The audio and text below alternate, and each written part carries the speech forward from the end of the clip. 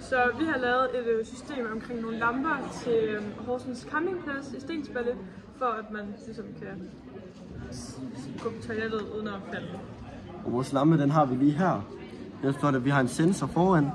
Der har vi en lygte, der tænder, når vi registrerer sensoren, og så har vi solceller oppe på toppen.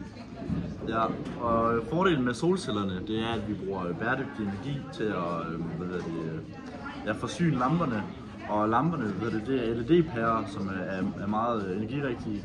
Og så har vi sensorerne, hvor fordelen er, at de ikke hele tiden lyser. De lyser kun, når der er nogen, der bruger på dem.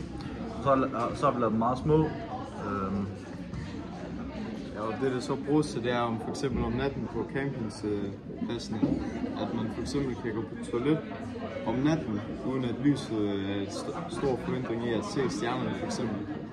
Og at, ja. Det spiller bare.